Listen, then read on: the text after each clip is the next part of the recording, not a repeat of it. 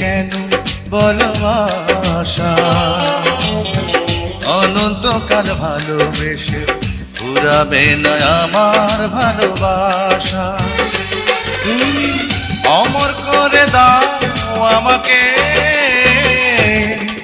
মন চায় তোমাকে।